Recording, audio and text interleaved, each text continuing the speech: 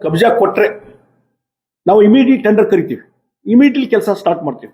ಇದು ಡಿಲೇ ಆದಂಗೆ ನಮ್ದು ಡಿಲೇ ಆಗ್ತದೆ ಅನ್ನುವಂಥ ಮಾತನ್ನು ಹೇಳಿದ್ರು. ಅದನ್ನು ಬೇರೆ ಯಾರು ಹೇಳ್ಬೇಕು ಅದು ಹೇಳಿದೆ. ಆದರೂ ಸರ್ಕಾರ ಸೈಲೆಂಟ್ ಆಗಿದೆ. ಇದರಲ್ಲಿ ಸೈಲೆಂಟ್ ಇರುವುದು ಉತ್ತರ ಕೊಡ್ತಾ ಇಲ್ಲ. IAS ಆಫೀಸರ್ ಕೇಳಿದ್ರೆ ನೋಡ್ತೀನಿ ರೀ, ಫೈಲ್ ತೆಗೆದು ನೋಡ್ತೀನಿ ಅಂತ ಹೇಳ್ತಾರೆ.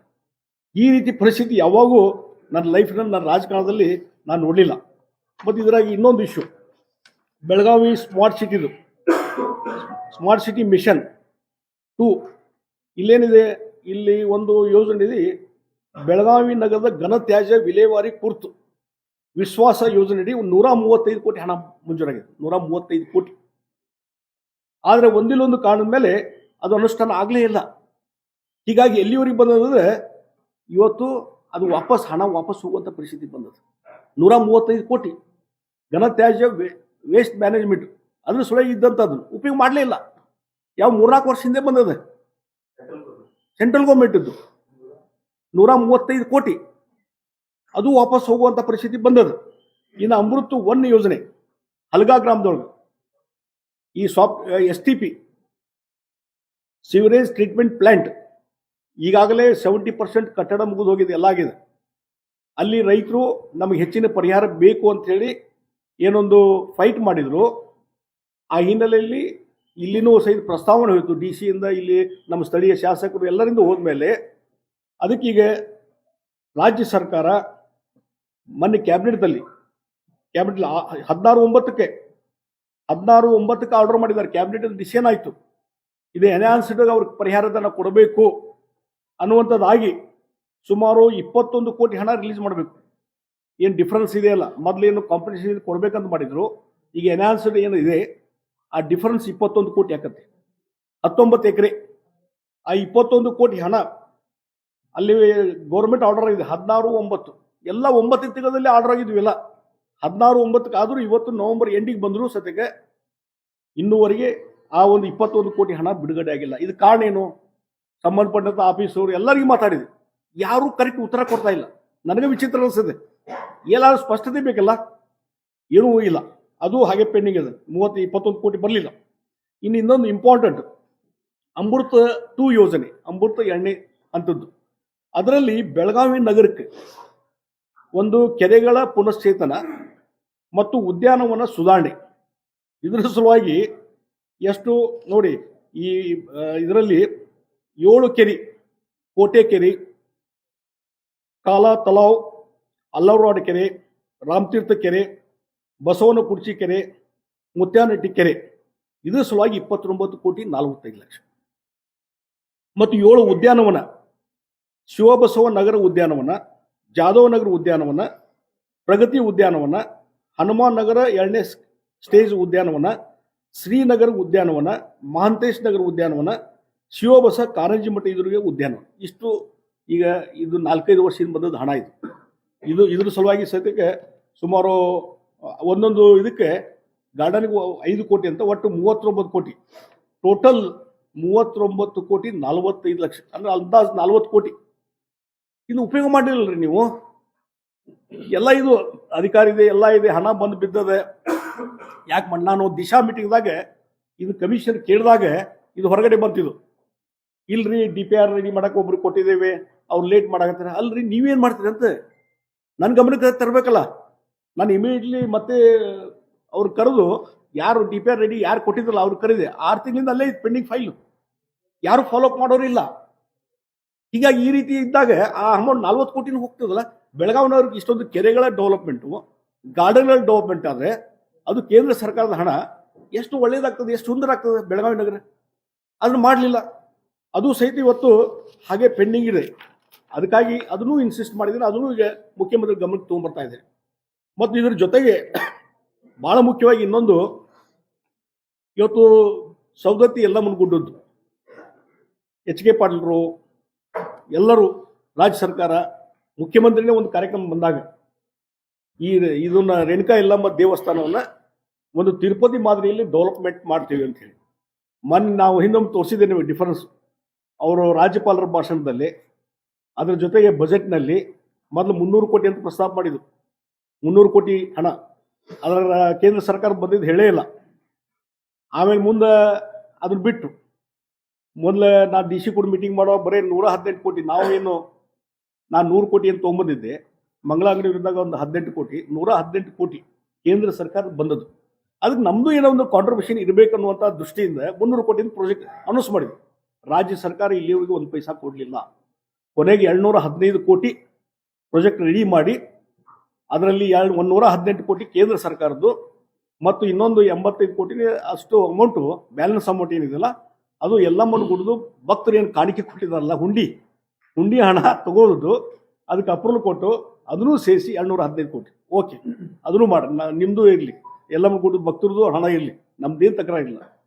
ಅದು ಜನ ನೋಡ್ತಾ ಇದ್ದಾರೆ, ಎಲ್ಲ ಕಡೆ ಕೇಳ್ತಾ ಇದ್ದಾರೆ ಯಾವಾಗ ಕೆಲಸ ಚಾಲೂ ಮಾಡ್ತೀವಿ ಅಂತೇಳಿ. ನಾನು 2-3 ಸಲ ಮೀಟಿಂಗ್ ಕರೆದೆ, ಅವ್ರದ್ದು ಡಿ ಸಿ ಮೀಟಿಂಗ್ ಕರೆದೆ, ಆಮೇಲೆ ಅಲ್ಲಿ ಪ್ರಾಧಿಕಾರದ ಅಧ್ಯಕ್ಷರು, ಆಫೀಸರ್ಸ್ ಎಲ್ಲ ಮೀಟಿಂಗ್ ಕರೆದೆ. ಎಲ್ಲ ರೆಡಿ ಅದ. ಎಲ್ಲಿವರೆಗೆ ಮೊದಲು ಒಂದು 10 ಕೋಟಿ ಈ ನಿರ್ಮಿತಿ ಕೇಂದ್ರ ಮುಖಾಂತರ ಪ್ರಾರಂಭ ಮಾಡ್ಬೇಕಂತ ಹೇಳಿ ಜಿಲ್ಲಾಧಿಕಾರಿಗಳು ನಿರ್ಧಾರ ಕೈಗೊಂಡು, ಯಾಕಂದ್ರೆ ಅವರ ಅಧ್ಯಕ್ಷ, ನಾನು ಅಲ್ಲಿ ಶಾಸಕರು ಹೋಗಿ ಭೂಮಿ ಪೂಜೆ ಮಾಡುವಂಥ ನಿರ್ಧಾರ ಆಗಿತ್ತು 2 ತಿಂಗಳಿಂದ. ಮತ್ತು ಅದು ಮುಂದೋಯ್ತು. ಆಮೇಲೆ ಅಲ್ಲಿ ಏನಾಗೈತಿ, ಪ್ರವಾಸೋದ್ಯಮ ಮತ್ತು ಮುಜರಾಯಿ ಇನ್ ಫೈಟಿಂಗ್, ಯಾರು ಟೆಂಡರ್ ತೆಗೆದು ಯಾರು ಅದಕ್ಕೆ ಲೀಡ್ ತಗೋಬೇಕು. ಈಗ ಇಬ್ಬರು ಕೂಡಿ PW ಕೊಟ್ಟಿದ್ದಾರೆ. PW ಒಂದು ಕಂಡೀಷನ್ ಹಾಕ್ಯಾರ, ಏನಂತಂದರೆ ಈ 215 ಕೋಟಿ PW ಎಕ್ಸಿಕ್ಯೂಟಿವ್ ಇಂಜಿನಿಯರ್ ಅಕೌಂಟಿಗೆ ಜಮಾ ಆದರೆ ನಾವು ಮುಂದೆ ಟೆಂಡರ್ ಕರಿತೀವಿ ಅಂತ. ಇವ್ರೊಳಗೆ ಇನ್ ಫೈಟಿಂಗ್, ಇಲ್ಲಿ CM DCM ಒಂದು ಕಡೆ ಇನ್ ಫೈಟಿಂಗು, ಇಲ್ಲಿ ಡಿಪಾರ್ಟ್ಮೆಂಟು ಇನ್ ಫೈಟಿಂಗ್. ಇದರಿಂದ ಏನಾಗ್ತದೆ, ಅಭಿವೃದ್ಧಿ ಕುಂಠಿತ ಆಗ್ತದೆ. ಈಗ ಒಂದು 2-3 ತಿಂಗಳಿಂದ ಕೆಲಸ ಸ್ಟಾರ್ಟ್ ಮಾಡಬೇಕಾಯ್ತು, ಟೆಂಡರ್ ಪ್ರೊಸೆಸ್ ಆಗಬೇಕಾಯ್ತು. ಇವತ್ತಿಗೂ ಒಂದು ಪೈಸಾದಷ್ಟು ಟೆಂಡರ್ ಪ್ರೊಸೆಸ್ ನಡೆದಿಲ್ಲ. Complete as it is. 215 ಕೋಟಿ ಅಲ್ಲಿ ಪೆಂಡಿಂಗ್ ಇದೆ, 118 ಕೋಟಿ ಅಲ್ಲಿ ಬಂದಿದ್ದು ಅಕೌಂಟ್ನಾಗ ಜಮಾ ಇದೆ, ಇವ್ರದ್ದು 87 ಕೋಟಿ ಅಲ್ಲೇ ಇದೆ. ಹೀಗಾಗಿ ಇದು ಸಹಿತ ಈ ಸವದತ್ತಿ ಎಲ್ಲಮ್ಮ, ರೇಣುಕಾ ಎಲ್ಲಮ್ಮದು ಏನು ಜನ ನಿರೀಕ್ಷೆ ಇಟ್ಟಿದ್ರು ಆದಷ್ಟು ಬೇಗನೆ ಅಭಿವೃದ್ಧಿ ಆಗ್ಬೇಕಂತೇಳಿ ಅಲ್ಲಿ ಕ್ಲೀನಿಂಗ್ ಬಿಟ್ಟರೆ ಮತ್ತೆ ಏನೂ ಮಾಡಲಿಲ್ಲ. ಅದಕ್ಕಾಗಿ ನಾವು ಒತ್ತಾಯ ಮಾಡ್ತಾ ಇದ್ದೇನೆ. ಈ ರೀತಿ ಹಲವಾರು ವಿಚಾರಕ್ಕೆ ಸಂಬಂಧಪಟ್ಟಂತೆ ಈ ರೀತಿ ಒಂದು ಡಿಲೇ ಟ್ಯಾಕ್ಟಿಕ್ಸ್ ನಡೀತಾ ಇದೆ. ಮತ್ತು ಇದು ಯಾಕಂದ್ರೆ ಸರ್ಕಾರದ ಅಸ್ತಿತ್ವ ಹೋದಾಗ, ಸರ್ಕಾರದ ಜೀವಂತಿಕೆ ಹೋದಾಗ, ಮುಖ್ಯಮಂತ್ರಿಗಳು ಮತ್ತು ಉಪಮುಖ್ಯಮಂತ್ರಿ ನಡುವೆ ಇನ್ ಫೈಟಿಂಗ್ ನಡೆದಾಗ ಈ ರೀತಿಯಾದಂಥ ಒಂದು ಸರ್ಕಾರ ಈ ರೀತಿ ನಡೀತಿದೆ ಅನ್ನುವಂಥದ್ದು. ಇಲ್ಲೇ ಕೋಟೆ ನನಗಿಲ್ಲಿ ಜಿಲ್ಲಾ ಕ್ರೀಡಾಂಗಣ ರಾಮತೀರ್ಥ ನಗರದ್ದು ಅದು ಸ್ಥಗಿತ ಆಗಿದೆ ಅಂತೇಳಿ ಈ ರೀತಿ ಭಾಳಷ್ಟು ಅದಾವೆ. ಇನ್ನೂ ನಾನು ಕೆಲವು ಇಂಪಾರ್ಟೆಂಟ್ ಮಾತ್ರ ತೆಗೆದುಕೊಂಡಿದ್ದೀನಿ. ಇನ್ನೂ ಹಲವಾರು ವಿಚಾರಕ್ಕೆ ಹೋದರೆ ಭಾಳಷ್ಟು ಇವತ್ತು ಬೆನ್ನು ಹತ್ತಿ ನಾವು ಮಾಡ್ಬೇಕು. ಈಗ ಬೈಪಾಸು ಬೆನ್ನು ಹತ್ತಿದಾಗ ಸ್ಟಾರ್ಟ್ ಆಗ್ತದೆ ವರ್ಕ್. ರಿಂಗ್ ರೋಡ್ದು ಆಲ್ಮೋಸ್ಟ್ ಲ್ಯಾಂಡ್ ಎಕ್ವಿಷನ್ ಮುಗಿದದು, ಅದು ಸ್ಟಾರ್ಟ್ ಆಗ್ತದೆ ಈಗ ಆದಷ್ಟು ಬೇಗನೆ. ಆದರೆ ಕೆಲವೊಂದು ರೈಲ್ವೆ ಯೋಜನೆ, ಇದು ರೇಣುಕಾ ಎಲ್ಲಮ್ಮ, ಘನತ್ಯಾಜ್ಯ ವಯಸ್ಸು ಮತ್ತು STP ಪ್ಲ್ಯಾಂಟು, ಇವೆಲ್ಲ ಇಂಪಾರ್ಟೆಂಟ್. STP ಪ್ಲ್ಯಾಂಟ್ ಅಂದರೆ ಭಾಳ ಇಂಪಾರ್ಟೆಂಟ್. ಅದಾದರೆ ನಮ್ಮ ಲೇಔಟ್ಗಳಿಗೆ ಒಳ್ಳೆ ಅನುಕೂಲ ಆಗ್ತದೆ. ಎಲ್ಲವೂ ಸಹಿತ ಆ ಸಿವರೇಜ್ ವಾಟರು ಅಲ್ಲಿ ಹೋಗಿ ಜಾಯಿನ್ ಆಗ್ತಂದ್ರೆ UGD ಸಿಸ್ಟಮ್ 100% ಸರಿ ಆಗ್ತದೆ ನಮ್ದು ಬೆಳಗಾವಿದು.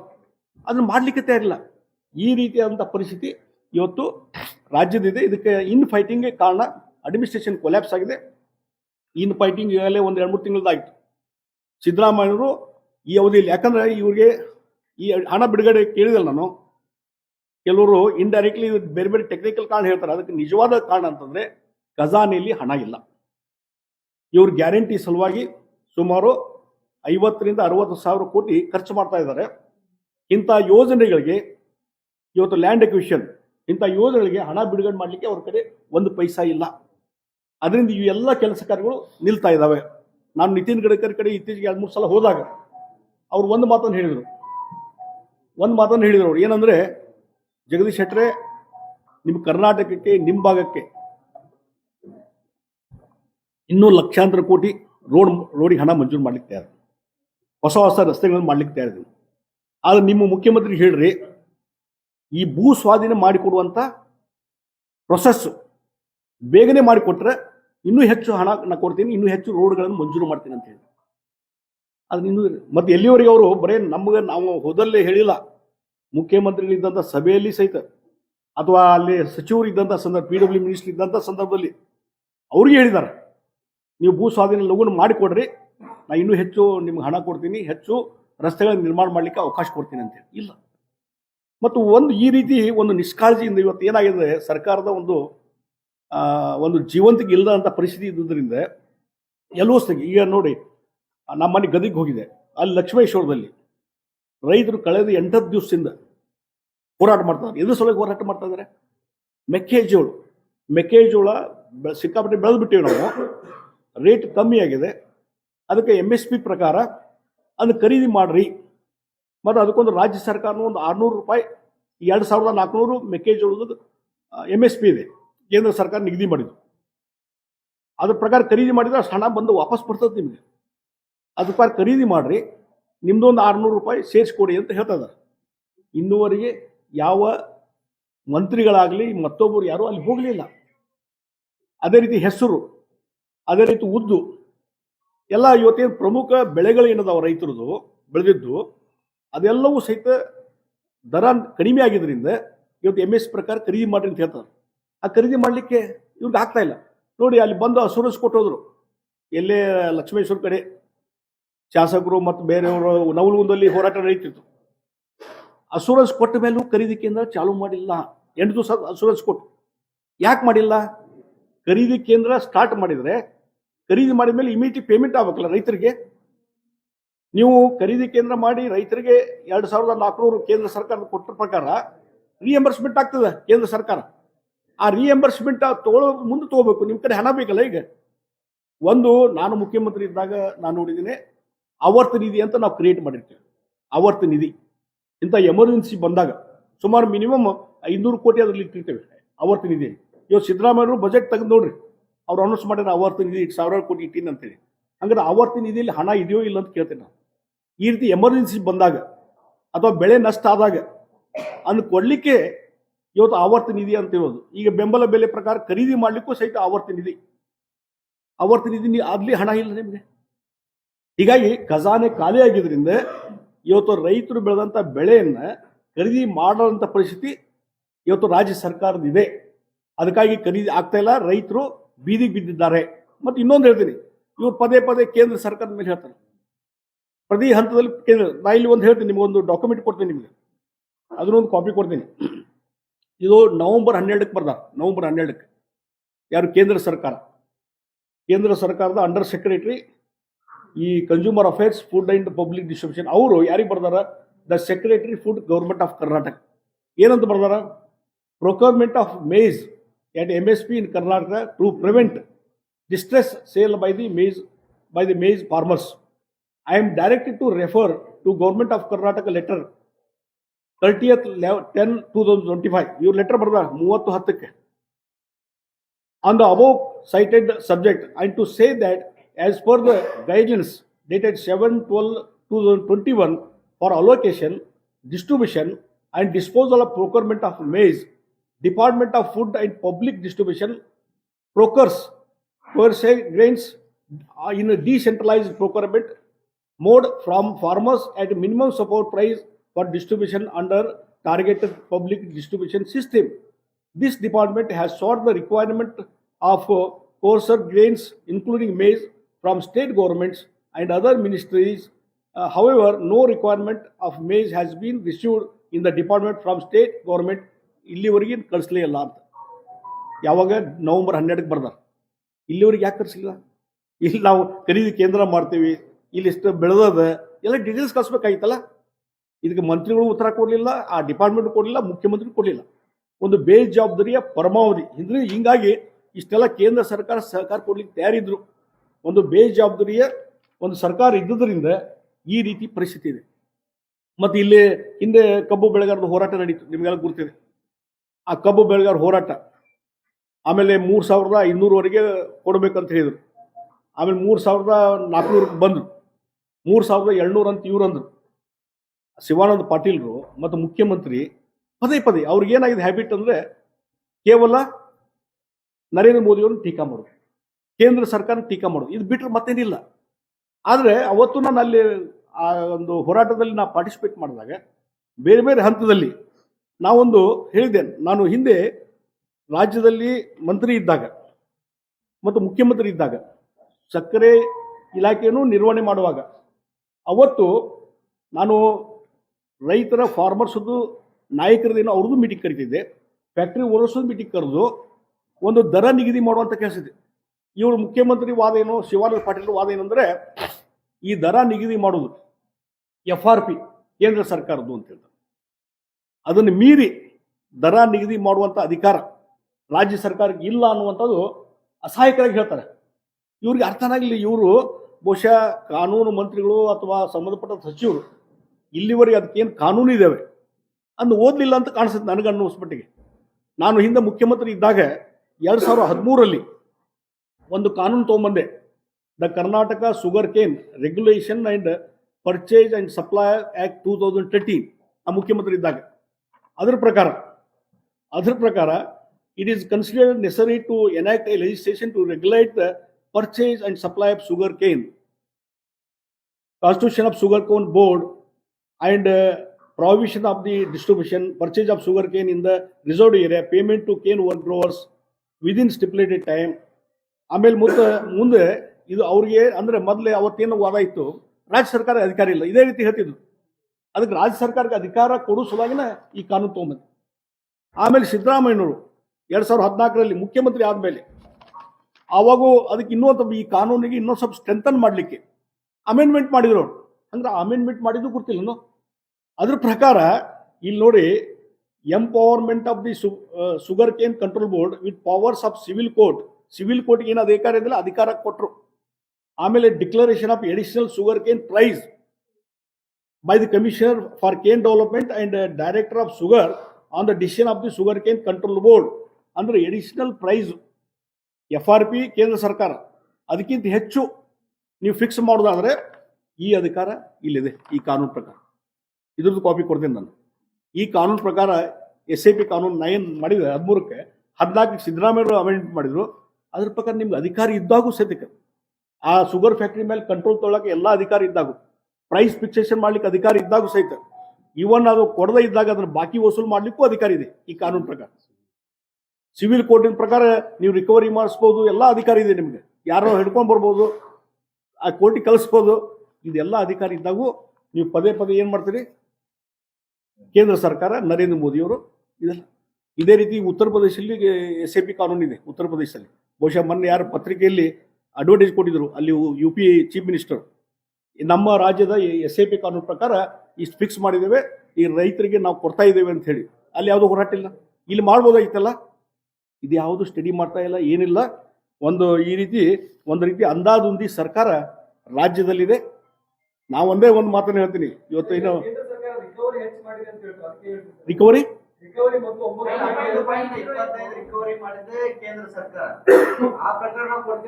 ಅಲ್ಲ ನೋಡ್ರಿ, ರಿಕವರಿ ಅಲ್ಲಲ್ಲ ಆಯ್ತು. ನಾವೊಂದು ಹೇಳೋದು, ಈ SAP ಕಾನೂನು ಬಗ್ಗೆ ಏನು ಹೇಳ್ತಾರೆ ಸಿದ್ದರಾಮಯ್ಯನವರು? SAP ಕಾನೂನು ಪ್ರಕಾರ ಏನು ಹೇಳ್ತಾರೆ? ಜವಾಬ್ದಾರಿ ಇದೆ, ಇಲ್ಲ ಅಂತ ಹೇಳುದಿಲ್ಲ. ಆದ್ರೆ ನೋಡ್ರಿ, ಜವಾಬ್ದಾರಿ ಇದೆ. ಈಗ ನೋಡ್ರಿ, ಎಥೆನಾಲ್ ಅದು ಈಗ ಅದ್ರ ಬಗ್ಗೆ ಚರ್ಚೆ ನಡೀತಾ ಇದೆ. ಅಲ್ಲ ನೋಡ್ರಿ, ಇವತ್ತು ಅಲ್ಲಿನೂ ಸಹಿತ ಏನು ಒತ್ತಡ ತರುವಂತೆ ಡೆಫಿನೆಟ್ಲಿ. ಆದ್ರೆ ಎಲ್ಲವನ್ನೂ ನೀವು ಶಿಫ್ಟ್ ಮಾಡಕ್ ಹೋಗ್ಬೇಡ್ರಿ.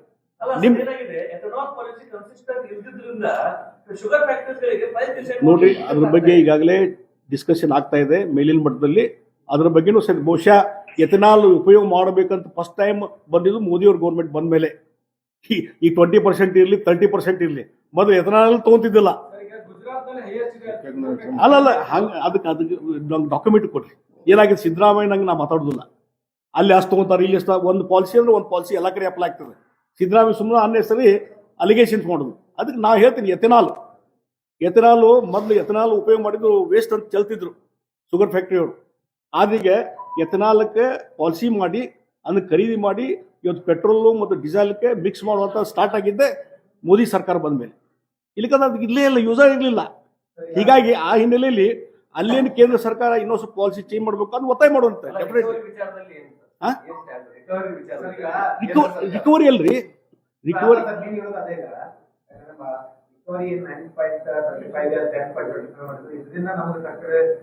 ಅಲ್ಲ ಅದು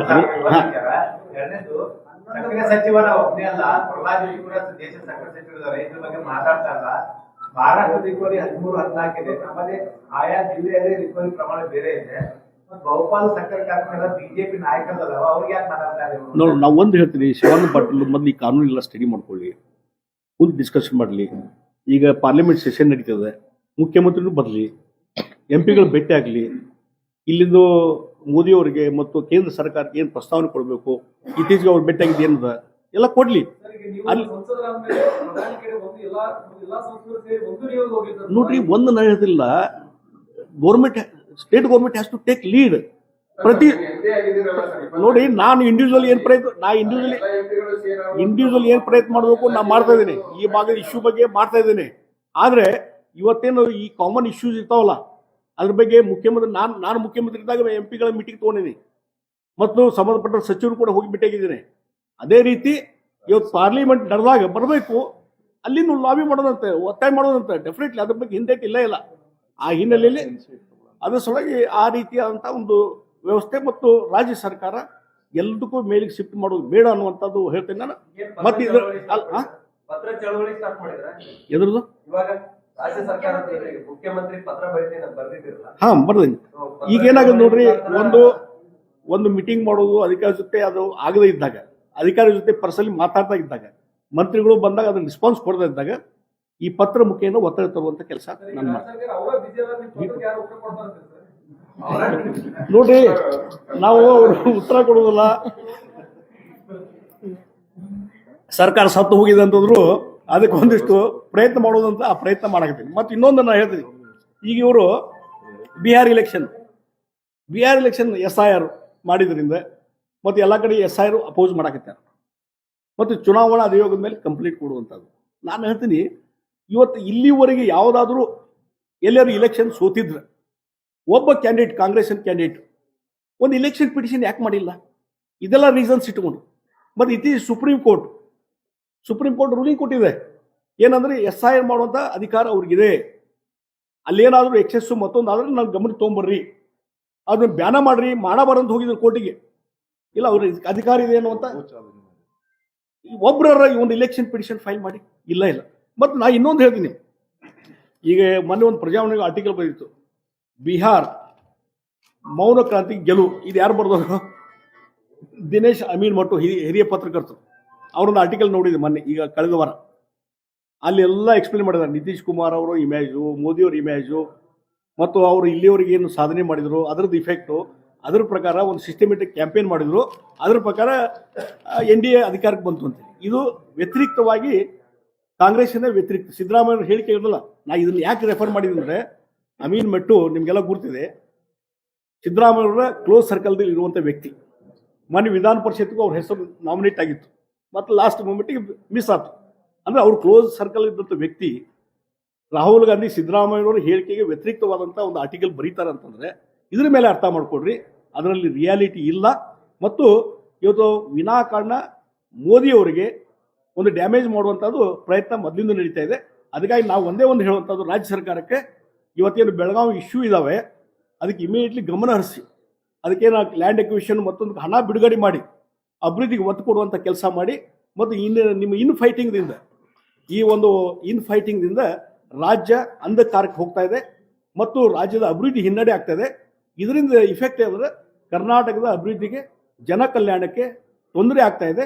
ಮತ್ತು ಯಾವುದೇ ಕಚೇರಿಗೆ ಹೋದ್ರೆ ಅಧಿಕಾರಿಗಳು ಹೇಳುವಂಥ ಪರಿಸ್ಥಿತಿ ಇಲ್ಲ, ಕೇಳುವಂಥ ಪರಿಸ್ಥಿತಿ ಇಲ್ಲ. ಅದರಿಂದ ಬಹಳಷ್ಟು ರಾಜ್ಯ ಸರ್ಕಾರಕ್ಕೆ ಹಿನ್ನಡೆ ಆಗ್ತಾ ಇದೆ ಅನ್ನುವಂಥ ಒತ್ತಾಯವನ್ನು ನಾನು ಮಾಡ್ತೇನೆ. ಒಬ್ಬರು ಇಷ್ಟೆಲ್ಲ ವಿಚಾರಗಳನ್ನು ಒಮ್ಮೆ ಬಂದು ಹಿಡಿದ್ರೆ ಸೆಂಟ್ರಲ್ ಗೌರ್ಮೆಂಟ್ ಒಂದು ವಿಚಾರ. ಈಗ 24/7 8 ವರ್ಷ ಆಯ್ತು ಸರ್ ಕೆಲಸ ಶುರುವಾಗಿ. ಎಲ್ಲ ನೀವು ರೋಡ್ ಮಾಡ್ತೀರಿ, ಇನ್ನೊಂದ್ ಕಡೆ ಅವ್ರು ಹಡ್ಕೊಂಡು ಹೋಗ್ತಾರ. ಅದ್ ಎಷ್ಟು ಯೋಜನೆ ಯಾವಾಗ ಮುಗಿತಾರೆ, ಯಾರು ಮಾಡ್ತಾ ಇದಾರೆ ನೋಡಿ. ನಾವು ಅರಾಜಕತೆ ಸರ್ ಅದು. ಆಮೇಲೆ ಸ್ಮಾರ್ಟ್ ಸಿಟಿದು ಒಮ್ಮೆ ಸರ್ ನೀವು ಯಾವತ್ತು ಪ್ರೋಗ್ರೆಸಿವ್ ಮೀಟಿಂಗ್ ತಗೊಂಡಿಲ್ಲ, ಎಷ್ಟು ದುಡ್ಡು ಬಂತು, ಏನ್ ಕೆಲಸ ನಡೀತಾ ಇದೆ, ಈಗ ಲಾಸ್ಟ್ ಗೊತ್ತೇ ಆಗ್ತಾ ಇಲ್ಲ ಇನ್ನೊಂದು. ಸ್ಮಾರ್ಟ್ ಸಿಟಿ ಇದು 4-5 ವರ್ಷ ಆಯ್ತು. 24/7 ಅದು ಯಾರು ಒಂದೊಂದು ಕ್ವಶನ್ ಕೇಳಿದ್ರು ಉತ್ತರ ಕೊಡ್ತೀನಿ ನಾನು. ಸ್ಮಾರ್ಟ್ ಸಿಟಿ ಬಗ್ಗೆ ಈಗಾಗಲೇ ನಾನು ಒಂದು ರಿವ್ಯೂ ಮೀಟಿಂಗ್ ಮಾಡಿದ್ದೀನಿ ಮತ್ತು ಇದರ ಜೊತೆಗೆ 24/7 ಇದು 100% ಸರಿ ಅಂತ ನಾನು ಎಂದೂ ಹೇಳಿಲ್ಲ. ಇದನ್ನು ಎಕ್ಸಿಕ್ಯೂಟ್ ಮಾಡೋರು ಯಾರು? ಸ್ಥಳೀಯ ಅಧಿಕಾರಿಗಳು, ರಾಜ್ಯ ಸರ್ಕಾರ. ಅದಕ್ಕಾಗಿ ಅದನ್ನು ಏನು ಆಕ್ಟಿವೇಟ್ ಮಾಡಬೇಕು ಅದೆಲ್ಲ ಪ್ರಯತ್ನ ಮಾಡ್ತೇನೆ. ಇದಕ್ಕೆ ನಾ ಇವತ್ತು ಒತ್ತಾಯ ಮಾಡ್ತಾ ಇರೋದು, ಇವತ್ತೇನು ರಾಜ್ಯ ಸರ್ಕಾರ ನೀವು ಹಣ ರಿಲೀಸ್ ಮಾಡ್ಬೇಕಲ್ಲ, ಅದನ್ನ ಮಾಡ್ತಾ ಇಲ್ಲ.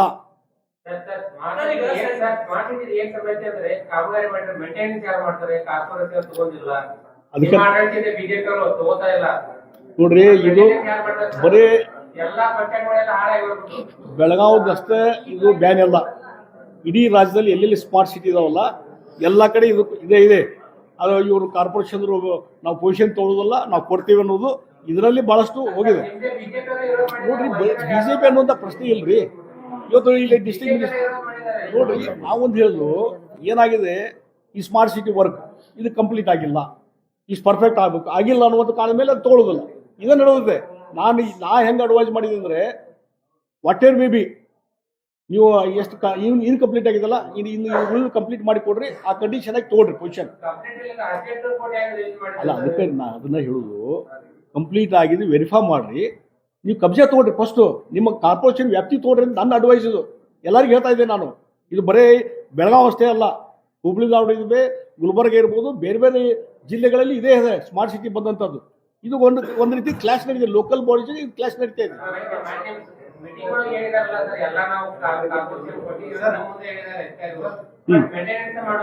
ಸರ್, ಈಗ ಬೆಳಗಾವಿ ಭಾಗದಲ್ಲಿ ಉತ್ತರ ಕರ್ನಾಟಕದ ಒಂದು ಚರ್ಚೆ ನಡೀತಿದೆ ಸರ್.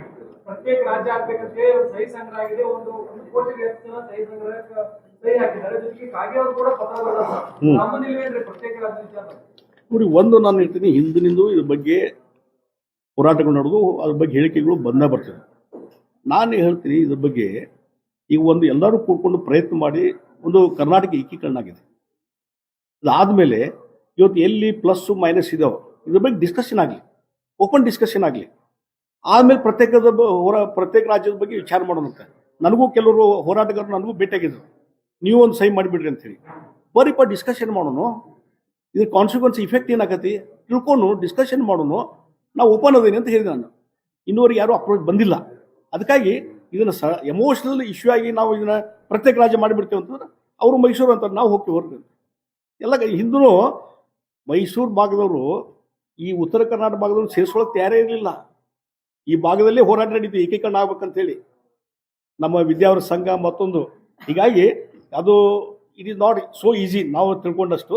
ಅದಕ್ಕೆ ಬೇರೆ ಬೇರೆ ಎಕನಾಮಿಕ್ ಇಫೆಕ್ಟು ಮತ್ತೊಂದೆಲ್ಲ ಇರ್ತಾವೆ, ಅವನ್ನೆಲ್ಲ ನೋಡಿಕೊಂಡು ಇಲ್ಲಿ ಪ್ರತ್ಯೇಕ ರಾಜ್ಯ ಆಗೋದ್ರಿಂದ ಬೆನಿಫಿಟ್ ಹಾಕಿದ್ರೆ ವಿಚಾರ ಮಾಡುವಂತೆ. ಅದ್ರ ಬಗ್ಗೆ ಡಿಸ್ಕಷನ್ ಮಾಡೋಕ್ಕೆ ಇನ್ನೂವರೆಗೆ ಯಾರೂ ಬಂದಿಲ್ಲ ನನಗೆ. ಇದ್ರ ಬಗ್ಗೆ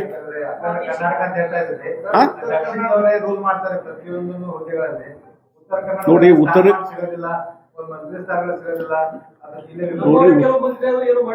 ನೋಡಿ ಒಂದು ನಾನು ಹೇಳ್ತೀನಿ, ಇದಕ್ಕೆ ಈ ತಾರತಮ್ಯ ಅನ್ನುವಂಥದ್ದು ಎಲ್ಲ ಕಡೆ ಇದ್ದೇ ಇರ್ತದೆ.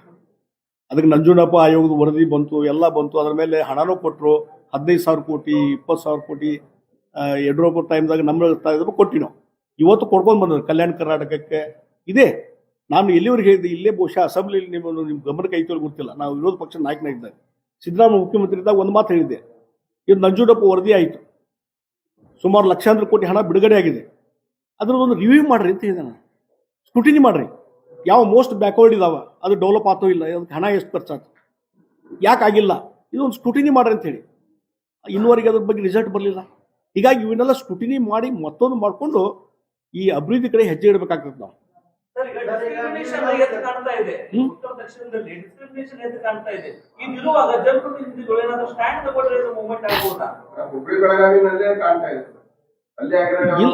ಅಲ್ಲಿ ಬಂದ್ರೆ ಬೆಳಗಾವ್ದಾಗ ಚಲೋ ಐತೆ ಅಂತಾರ. ಮೊನ್ನೆ ಒಬ್ರು ಯಾರೋ ಸಿಕ್ಕಿದ್ರು ನನಗೆ, ಬೆಳಗಾವ್ದ ರೋಡ್ ಎಲ್ಲ ಚಲೋ ಅದಾವಲ್ರಿ, ನಮ್ಮ ಹುಬ್ಳಿ ಕೆಟ್ಬಿಟ್ಟವಲ್ರಿ ಅಂತಾರ. ಇದು ನಾವು ಹುಬ್ಳಿ ಧಾರವಾಡ ಬಗ್ಗೆ ಯಾಕೆ ಡಿಫ್ರೆನ್ಸ್ ಮಾಡ್ಕೊಂಡು ನಂಗೆ ಗೊತ್ತಿಲ್ಲ. ನನ್ನ ಕನಸಿದೆ, ಹುಬ್ಳಿ ಧಾರವಾಡ ಬೆಳಗಾವಿ ಕೂಡಿ ತ್ರಿವಳಿ ನಗರ ಮಾಡ್ಬೇಕಂತ ಇದೆ ನನ್ನ ಕನಸು.